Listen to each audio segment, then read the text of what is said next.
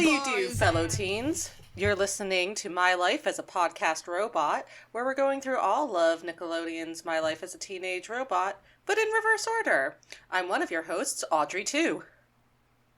I'm your other host, Nero. Is this... Where do you do this one usually, right? Yeah. Okay. Yeah. I remember now. I definitely remember doing this now. You okay, Nero? I'm fine. I'm all good. Right. Yeah, you know.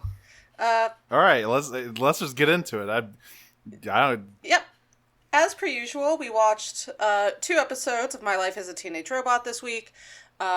Season 2, episode 7 and episode 6, which really is, as we all know, 4 segments because it's 2 segments per episode. The first segment we're going to talk about is Killgore. Reverse order, huh? Yeah. I mean, yeah, that's what we do. We do that. Yeah. Literally every week, Nero. Yeah, Killgore. I don't know what's come over me. Yeah. Yes. Killgore. Yeah. Start this one. I mean, I feel like this is a pretty classic episode of the show. Introducing a little annoying shithead robot to deal with. Yeah. I mean, I have the least notes for this episode. I found it the least entertaining. Is it a toy shop? What is it? Yeah, it's some kind of toy shop where we see kind of some new threat and monologuing to himself about how strong he is, and then it's revealed that he's just like a wind-up toy in a toy shop that is considered very cute. He has a tag coming off of him that says villain, which is very funny. Yeah. And he is convinced that he is the universe's greatest despot. So the shop owner goes, "Good morning, Kilroy," and he goes, "My name is Killgore." Yep.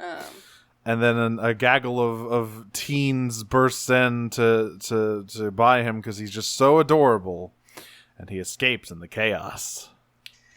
Also, his voice is very annoying. Is this Tara Strong? I have no idea. He sounded like Neptr from Adventure Time to me. Creator.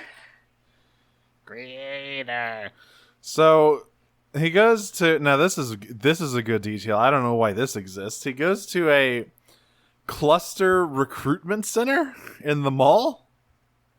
Listen, if the U.S. imperialist machine can do it, I guess the space robot imperialist machine can also do it. Space robot. Sorry, I just saw something else. I don't know. So yeah, he goes to the cluster, and they basically laugh him off. Did you catch that Kilroy is a reference to Mr. Roboto? Yeah. Yep, to Styx. Yeah. Very cute. Yeah, so he goes to the cluster, and these 2 fucking guys basically laugh him off and say, "Oh yeah, well, I mean, we want to capture XJ9." You know, they just make fun of him a bunch. He finds a poster of Jenny on the wall, and they say, "Oh well, you can capture XJ9, that will make you our leader." And so Killgore accepts this bounty, thinking that he will succeed. Oh yes, I'm going to be the greatest villain of all time. Leader. Dr. Horrible over here. He's about as annoying as Dr. Horrible, to be fair. Less singing, thank God. And basically the rest of this episode, after Jenny's test gets interrupted by Killgore's antics, is an extended slapstick sequence where Jenny desperately tries to find ways to permanently get rid of him, and yet he still returns and yells his catchphrase of "Surrender!" Yeah, she's the only one who hates his guts. Everyone else just thinks he's so fucking cute. And at some point, they're like, she's at a restaurant with Brad, and she's like complaining to him, and she's like, she just shows up everywhere yelling "surrender," and he literally like pops out of a toaster or whatever, or a napkin holder, yelling "surrender," and she like takes him and throws him. It's a very good visual gag. Yeah, I like the bit where she like goes to it because like she's being run ragged by this little shithead ambushing her at every moment, yelling "surrender." And apparently, everyone decides to throw a surprise party for her. So she enters a room and hears a shrill, tiny voice, which it belongs to Tuck, go, "Sir!" And she just starts screaming. Yeah. And freaking out. It's pretty good. Yeah. So, anyway. But eventually she's like, what is it going to take for you to leave me alone? And Killgore's like, surrender? Like, I'm going to keep chasing you until I capture you and send you off to the cluster so I can become their leader. Like, that's not going to change. There is one more bit, which is eventually Jenny gets fucking tired of it and is about to kill this little freak. And then everyone's like, oh my god, how could you harm such an adorable creature? You must be a real fucking sicko to do that. I think they literally call her a freak. Yes, she like runs away crying with her one big spiked boot. Yeah, so the line that she has right before she attempts oh no, this is later, sorry. Yeah, she has created like a giant spike boot, which is like literally carving up the pavement as she runs away. And then later when she finally confronts Killgore, she realizes like he pops up in the middle of the night and she's like, "Can you leave me alone, please? It's like 2 a.m. There's no one even around." And then she's like, "There's no one even around. No one will know you're dead. I could just kill you now." And he's just like so pathetic that she's like, "Alright, I can't do this." Asimov's law of robotics is kicking me in the ass here a bit. And then she's like, "What do I need to do?" And he's like, "Surrender." And she's like, "Yeah, okay, we can work something out." Yeah. So the next morning, they're at school, and a gigantic crowd of Killgore fans is assembled outside of the school. And Jenny's like, "How many people did you call?" Enough to see my ascent to leader of the cluster. Yeah. And then Brad, Tuck, and Sheldon show up in terrible robot out. They're just like wearing collars on their heads and talking in robot voices. I mean, the cluster's not really robots. I mean, they kind of are, but they're bugs. They're like bug robots. Yeah. Like advanced space robots. Advanced. Anyway, yeah. Jenny's like, "Oh no, don't surrender me over to them." And they're like, "Yes, surrender her over to us." And they're about to make the transaction when the actual cluster shows up. Yeah, and Killgore's like, "You fucking fools! You thought I wouldn't call the cluster just to make sure? What do you take me for?" Yeah, he says, "I may be small, but I'm not stupid." Yeah. And they basically, obviously they once again say, "All right, hand her over. We were just kidding about the leader thing. You're still shitty and small." Oh, by the way, they're both voiced by Dan Castellaneta. Really? Yes. That's pretty good. They both have very funny voices. I love it's like a red bug and a green bug. The green bug only has one line in this episode, but it's fucking hilarious. Did you notice that the green one sounds like Homer? It's because it's Dan Castellaneta. A little bit, yeah. So they it's great. They just like tear the watch spring out of Killgore's back, shutting him down. Key. Yeah, the wind-up key. And important for this next line. Yeah, Jenny goes, "No!" Wait, why didn't I think of that? Well, yes, that. But then, and they're like, "Anyway, we're gonna grab you now." And they, pick Jenny up and are walking back to their ship when all of these kids, like, jump out. All of the kids who were, like, Killgore's fans jump out of the bushes, and they're all holding wind-up keys. And the cluster goons go, "Kids with wind-up keys?" Yep. And this is my favorite bit of this episode where the green one goes on it and just starts shooting kids with a gigantic bazooka. So good. Oh, I forgot how good the show is.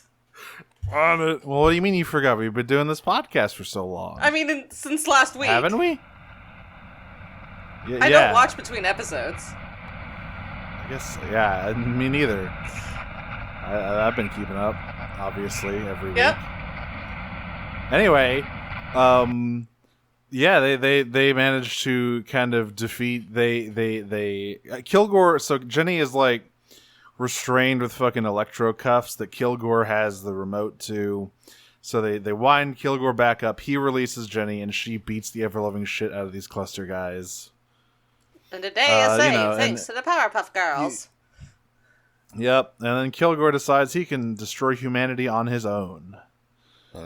There's also something in there about Jenny telling him, like, why do you want to try to impress these guys who think you're lame and stupid when you could hang out with your adoring public? That sort of thing. Because, we gotta have a moral, I guess. And he's like, well, I'm a villain, I'm evil. And she's like, no, you're cute. And that's the end of the episode, is him basically being suffocated with love. So, next up is Armagedroid. Yeah. This was a fun one. This one's kind of crazy. Is this one? How does this one start? Does this have a fun cold open? This is the one with the random danger alert. Yeah, right? This is the one with the random danger alert where I can't even remember what Jenny wants to do, but some teen related thing, I'm sure. Yeah. I think it's go to the mall. It might just be going to the mall, but anyway, there's a random. Or I remember how this starts. I remember now. This starts with her and her Dr. mom Wakeman, Dr. Wakeman doing a bunch of training routines to keep her strength up. But Jenny is just like barely paying attention and breezing through all of it. Like, because for some reason, Dr. Wakeman just uses the same routine over and over again. So Jenny literally knows what's coming before it happens. I mean, when you're like a superpowered robot who can transform her body into all sorts of weapons, transform her. You good? Anyway, honey? Yeah, I'm fine. Okay. I just have a weird headache.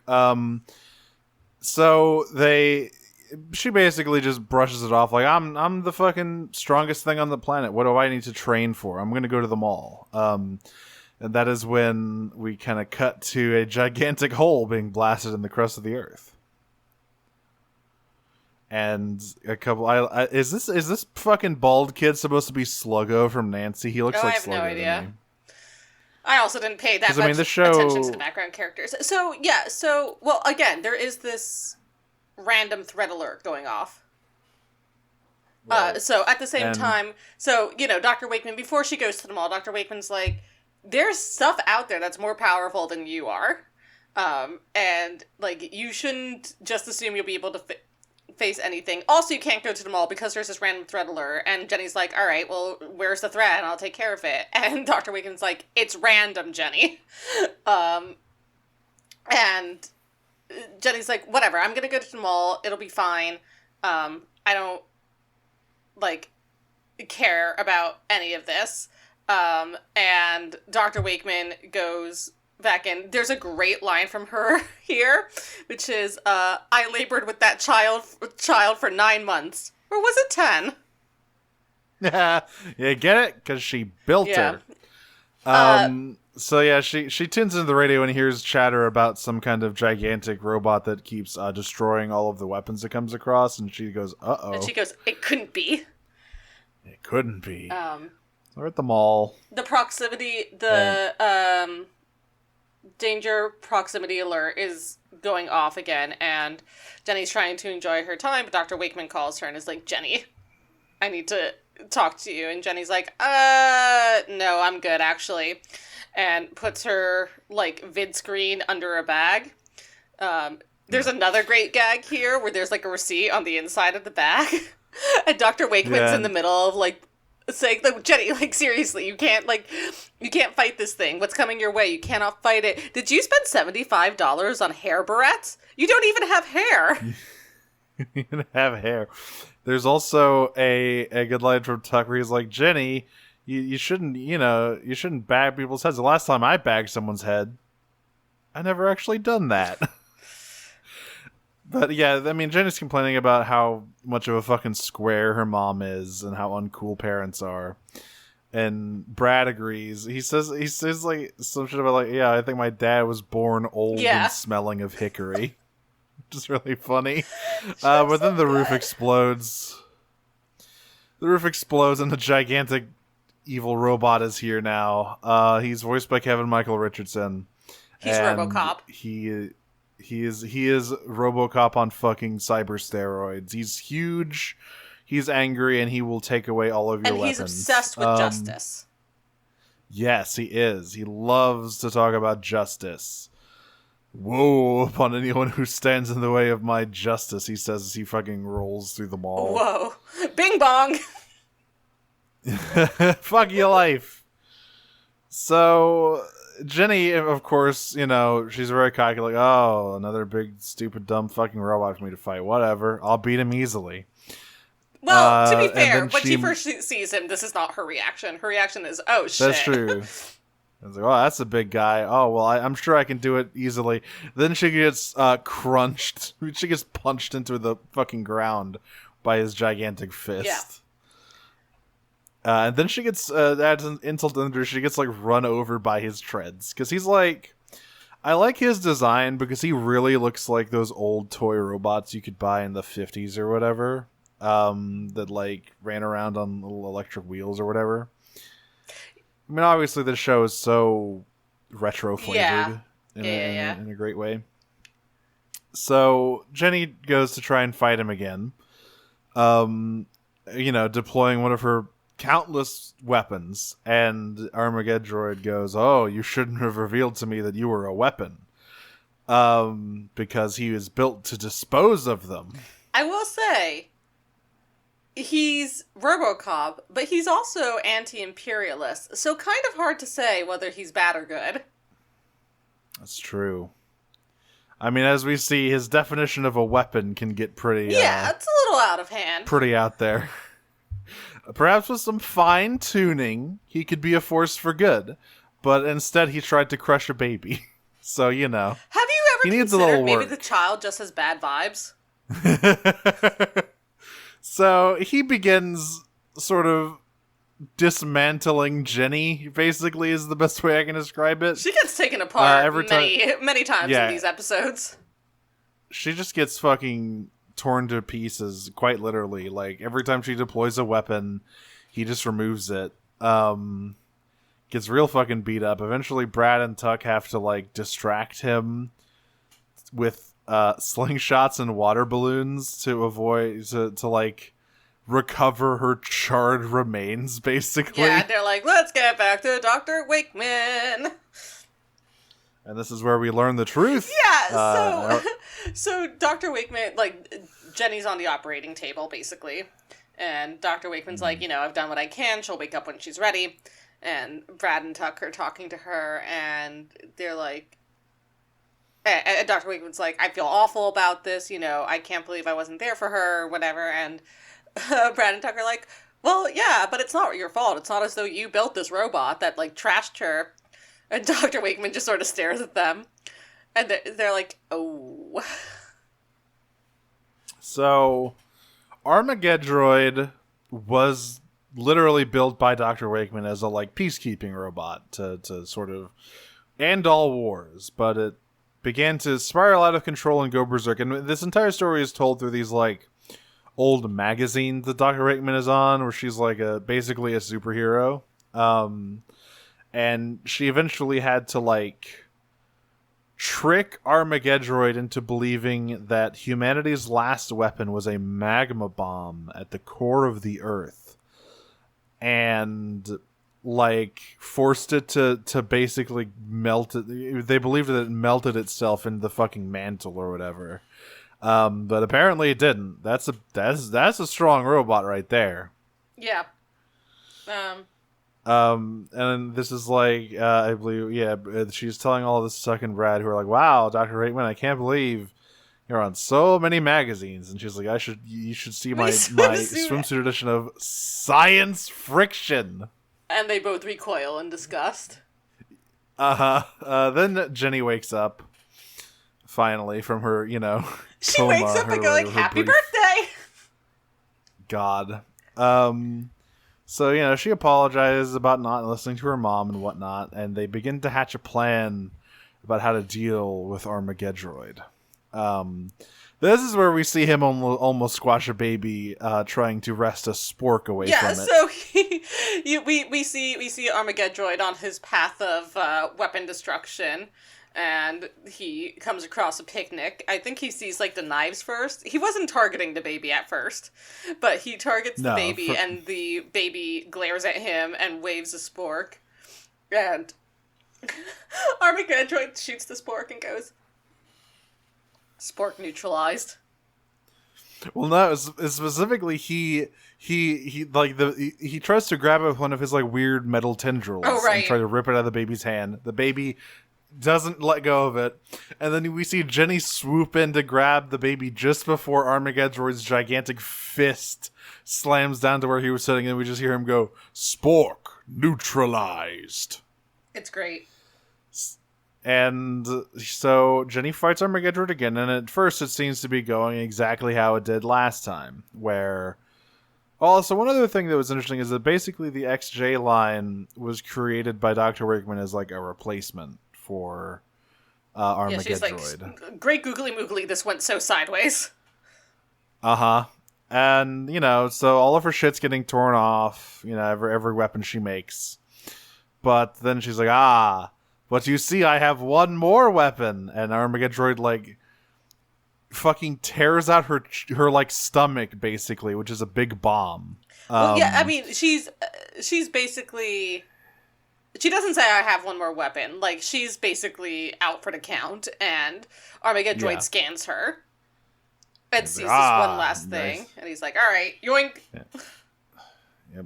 Throws it in his big furnace, and she's like, you fell for it, you dumb motherfucker. But she said, that's the other thing, is that she's been calling him a villain since he showed up, and he takes very significant umbrage with this, because he's a defender of justice.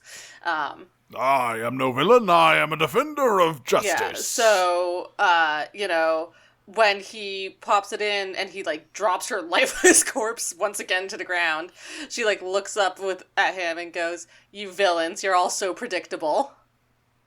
It whips. Yeah. And then he blows the fuck up. Because it was a bomb. Because it was a bomb. And that was Dr. Wakeman's idea. And so we end with an extended gag about Dr. Wakeman not understanding the kids' lingo. Oh my god, this made me want to die, actually. Because Tuck keeps... The amount they stretch of this, of things anyone would realistically say, is insane. As soon as you said you're fat, yeah, that was the worst one for me. I was like, no, you're what you did was fat. I was not a little white boy saying fat in 2004. We're really digging into we're really reaching here, and that's where we end. It's just a solid minute and a half of that exact joke, it was over fat, and over again. Deaf, dope. Dope. It's fly. He says fly at one point. Yeah, which he's I'm not falling for that. I know my fly isn't open. That's the joke we end on. I feel like you could have come up with a better one to end on. I like the dope one. That was pretty good. Yes. Are you calling me a dope young man? I think sick was one of them. Yes. Yeah, one of them I think sick. That was the first one. She's like, I may be old, but I'm not... I'm not sickly. Yeah. Yep. So that's just it, yeah. I don't know why she designed the Defender of Justice with such an evil-looking face, though. That seems like an unforced error. That's just her aesthetic. But Jenny looks normal. So, I guess we should move on to episode 6. Yeah. I don't know why I'm confused by that. This is the order we go in every week. 6B is... Around the World in 80 Pieces.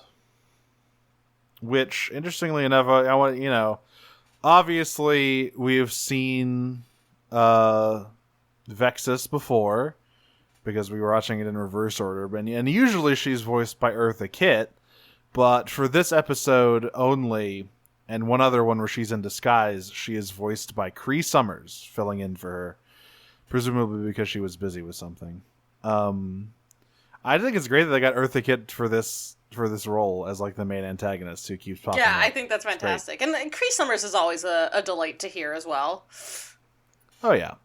So we start this one off with Jenny, like this was pretty good. We see Dr. Wakeman like very slowly and creakily making her way through the kitchen to get her coffee while Jenny zooms around doing some bullshit. And we see that she is like quickly whipping up a mud hut for like world culture presentation day. Yeah, everyone's been like assigned a specific type of house they need to create from a global culture.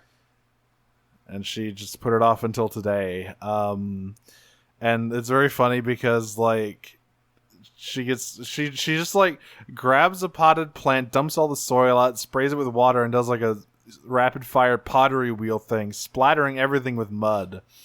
And we see Dr. Wakeman, still decrepit and tired, looking on and saying, I thought we agreed that you would not destroy the house until after Mommy has her coffee. Yeah, don't even speak to me until I've had my coffee. Then she puts the coffee on the pottery, on like the table that Jenny's using as a pottery wheel, and just like flies off. Pretty good. But yeah, while Jenny is explaining this, Dr. Wakeman was like, "Don't forget though, Kraxus is around," and Jenny's like, "That fucking guy, that guy sucks shit. He can't invent anything. He's like the worst member of the cluster. Who cares? There's no way I will ever be inconvenienced by him." Eating cereal as she says it. This. Yeah. So she goes out to meet everyone else. I don't remember what everyone else's houses are. I think Sheldon has an igloo. One of them has an igloo. And one of them has, like, a pueblo. Yeah. I think Brad has a pueblo. Yes. So Krakus is, of course, right there. And he's a old, decrepit-looking, sort of wacky old man as we robot. know from later episodes.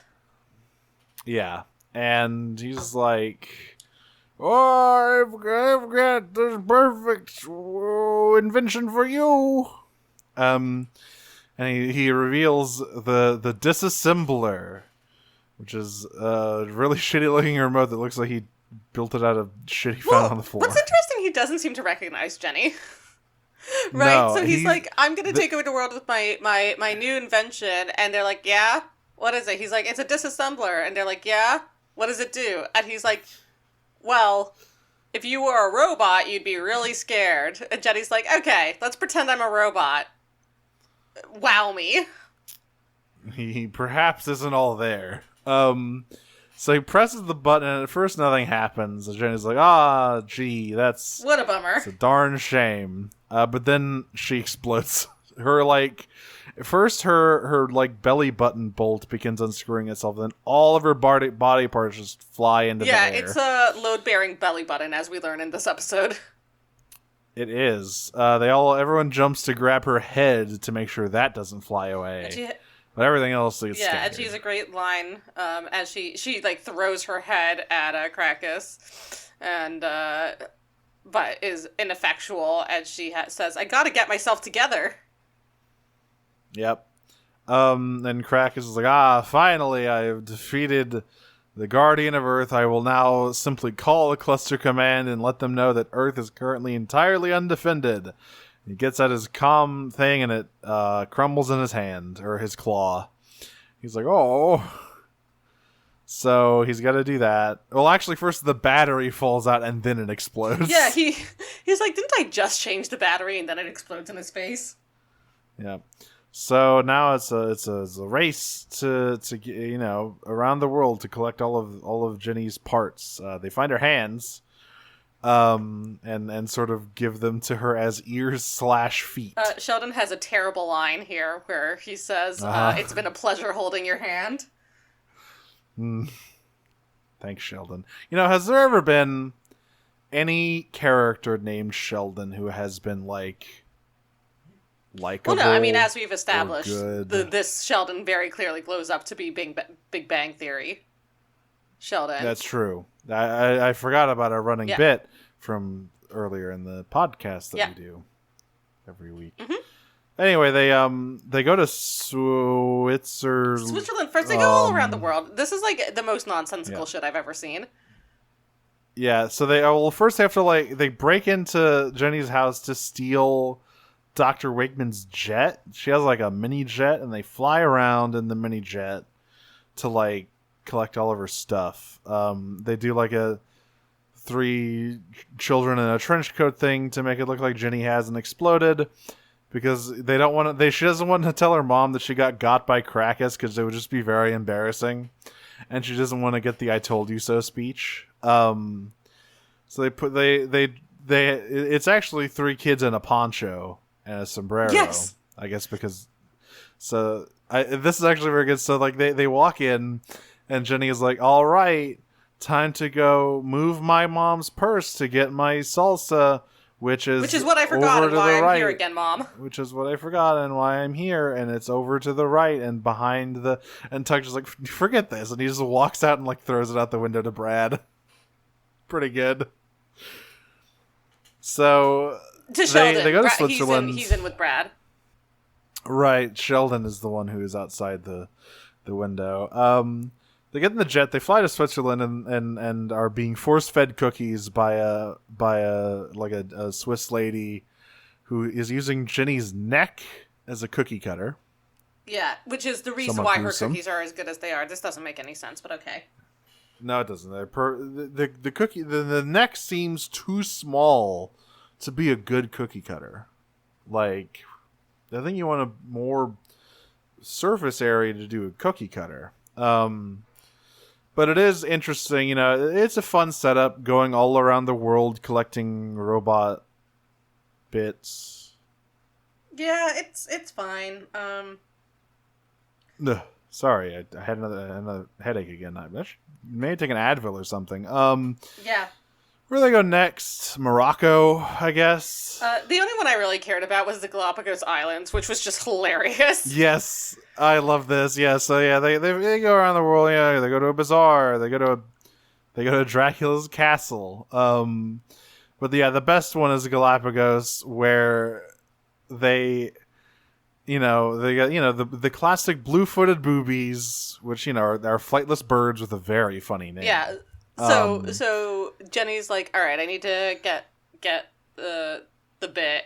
There's a leg. And Sheldon's like, don't worry, Jenny, blue-footed boobies can't fly. And she's like, okay. And she grabs the leg, and they all fly after her. And she's like, what is going on? And then all of the iguanas raise their heads, and they fly after her as well. And all of the sea lions raise their heads, and they fly after her as well. And she's like, what is going on here? And they make it back to the plane. And Sheldon's like, it's evolution gone mad. It's great. Just being chased by these... They basically just T-pose and fly after them. This was the one moment, I think, watching all these episodes that I actually laughed out loud. Yeah, it's pretty good. Quite raucously. It wasn't just a little chuckle. It was a very full-throated. Then they go to Dracula's castle. Weird Dracula castle where they fight a weird Russian my man. favorite part of this is, bro, I told you about the MC Escher stairs. I warned you, dog. Yes. Yep. So they get everything back, and every so often they have been flying over where Crackus is, and he is attempting to rebuild the communicator. And he's like, "Oh, you just wait, I've almost done." So. They all they need is the final bit, which is her belly button. Yeah, so Tuck, they have all the other pieces, and Tuck is singing the shin bones connected to the thigh bone song, trying to put her back together. And he's like, "Why isn't anything clicking?" And she's like, "My load-bearing belly button, I need it." And so they find it. Luckily, the load-bearing belly button is right back at home. It fell into a crane game. And Sheldon's like, this one, I can do this one easy. But just as he's about to grab it, there's a rival crane game man and his son. Dueling claw machines sound like a delightful chaos. I'm kind of sad that this isn't a thing. Yeah. God. I think people would get murdered over that. For sure. Like, already, crane games inspire nothing but, like, boiling anger. If you introduced competition into an environment like that, someone's getting shanked. You grab that Snorlax before me, I'm going to beat you to death on the floor of this main event. I'm going to beat you to death with my hooves. So, of course, Sheldon outskills them and gets the belly button linchpin, but it's too late. Krakus has completed his phone. I think they also dropped the linchpin somewhere. It might have been stolen by a bird, or... I can't remember. Something happens to it, and they can't put her back together, and Krakus is now on the phone with Vexus, who, once again, is Cree Summer doing a pretty good Eartha Kitt impression, I must say. And she's like, well, what the fuck is it, Krakus? And he's like, oh! Earth is defenseless. And she's like, okay, so you mean to tell me that XJ9 is no longer functional? And Jenny... This is insane. So Jenny sees a tree and is like, all right, guys, hang on, I have a plan. And Crack is like, yep, she's totally defeated. I disassembled her. So you can come anytime you like. And you hear Jenny off screen going, yeah, anytime's good for me. I'm ready to go. And oh my god, she's back together. How is this possible? They have fucking scarecrowed her onto the tree to make it look like she is fine. And Vex is just like, Krakus, we need to talk. And teleports him out of there. Poor dude. He is definitely getting thrown in like the fucking some kind of smelting. This is pit. ageism. It really is. Elder abuse. But yeah, then he needs to be somewhere nice where he can tinker on his own. Stop sending him on missions. He's clearly not built for it anymore. Yeah. So yeah, they save the day. I think that might be where it ends. I don't remember if there's any other like. My last note is literally about bits. the claw machine. So sorry. Yeah. So then our final segment, I guess, is Dancing with Michelle. Yeah, this was a fun one. This is great. So this is I think this is the episode with the random danger indicator, because Jenny comes up to her mom very excitedly. Oh, you're right. Like, oh my god. Yeah, oh my god, I can't believe it. That my school is having a Sadie Hawkins dance, and Dr. Raymond's just like, what the fuck does that mean? And she's like, it's where the girls ask the boys to dance, and her mom goes, no, absolutely not, Jenny. You know that the random danger alert has been going all day. And Jenny's like, well, okay, so what is the danger? And Dr. Raymond's like, didn't you hear me? It's the random danger alert. We don't know what's gonna happen. And Jenny's like, you can't stop me from living my life for something that we don't know is even going to happen. And Dr. Wakeman's like, all right, that's fair. No boys. And Jenny's like, it's a Sadie Hawkins dance that defeats the entire point. Yeah. Boys will simply distract you from the sort of rigorous attention needed to monitor the random danger alarm. And so she goes to school real mad and was like sulking. Everyone's asking everybody out, and she's like, I'm not going to be able to ask a boy out to the dance. Yeah, and as she gets there, Sheldon is waiting for her with an entire LED setup, neon light setup, that says available. Yeah. And good. Before he gets a word out, she's like, don't even bother, Sheldon. My mom already told me no boys. Yeah. And he's like, jeez.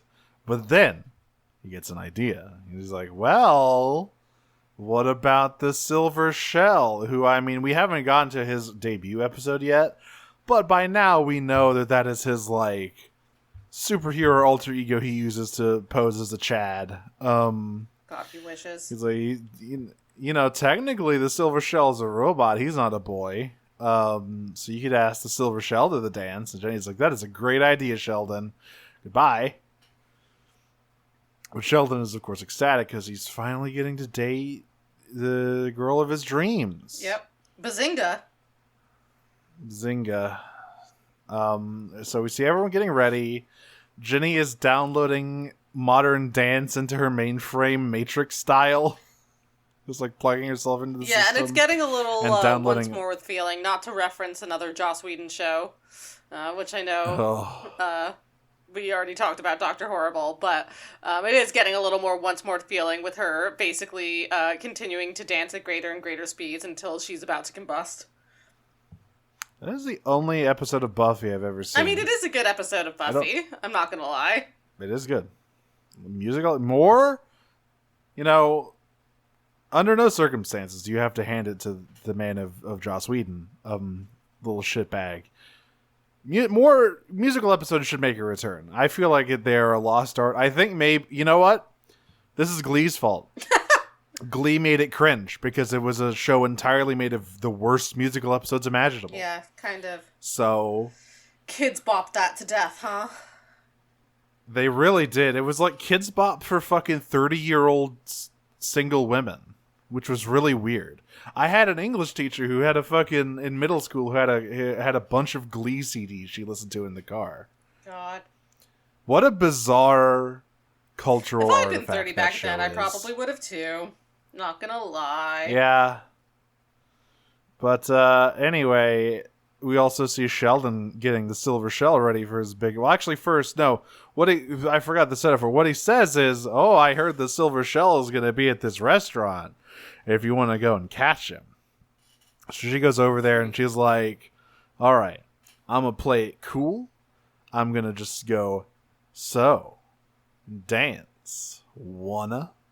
And then the Silver Shell shows up and immediately she goes like full info dump overexcited mode. She gets so hyped that she short circuits herself. Oh, wait. Sorry. Really quick before we continue this, there's one joke that we missed talking about that I really like.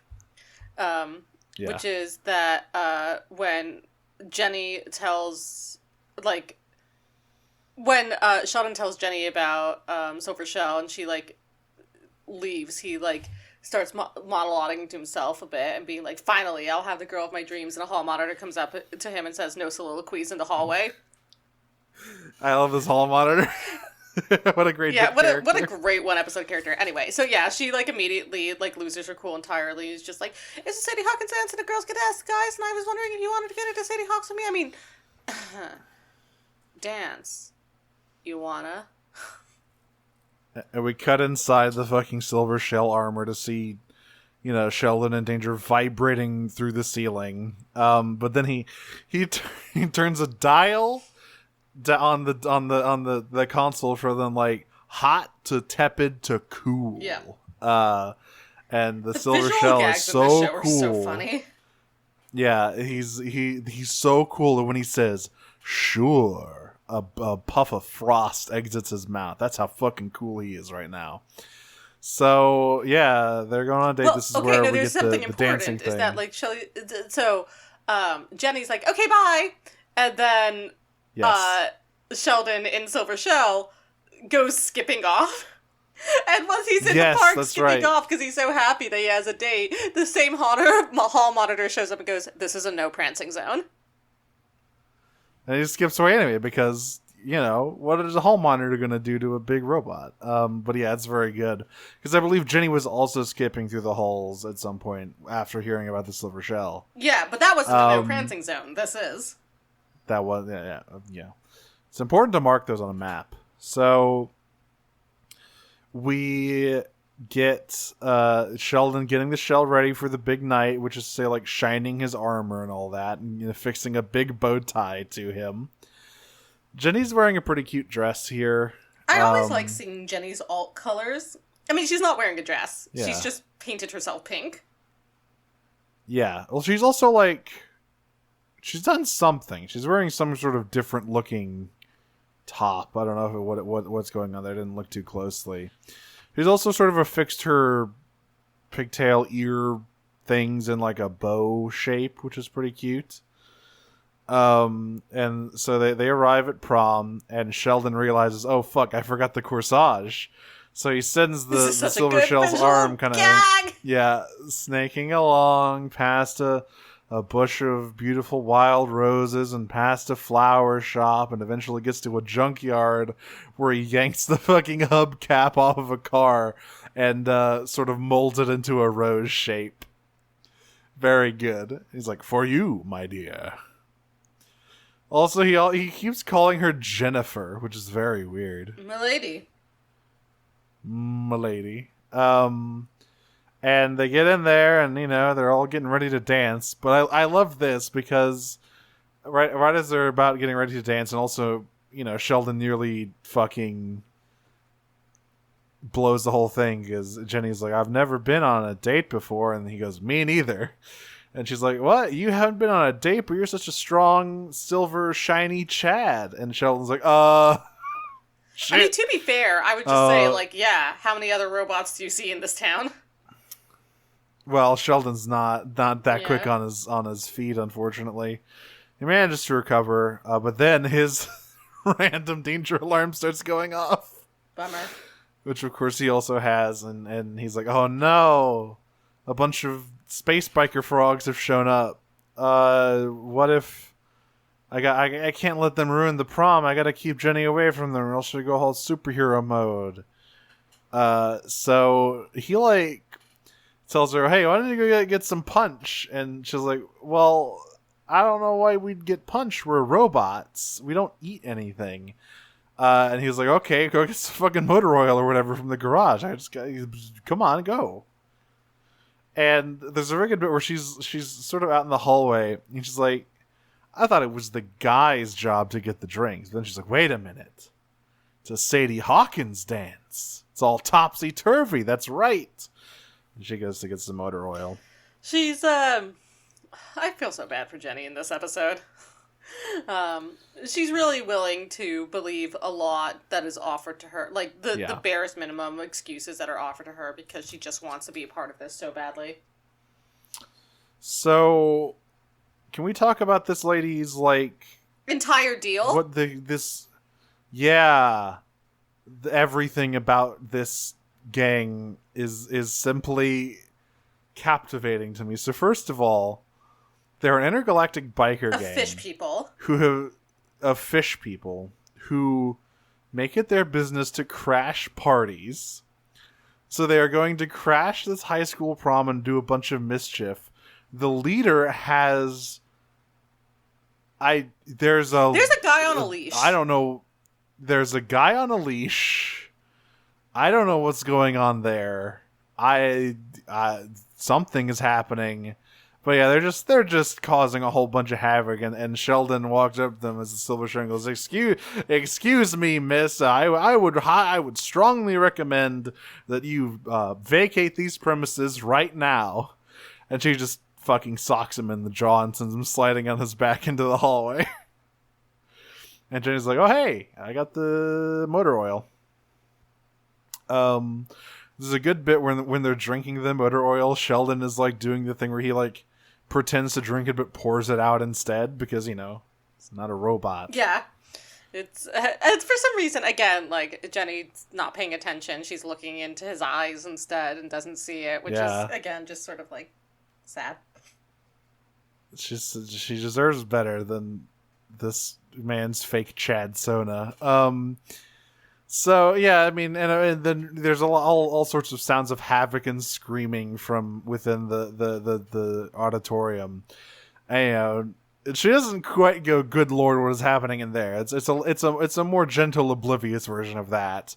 But he's like, I gotta go make sure they're playing our songs so we can have our big dance. I'll be right back. Yeah.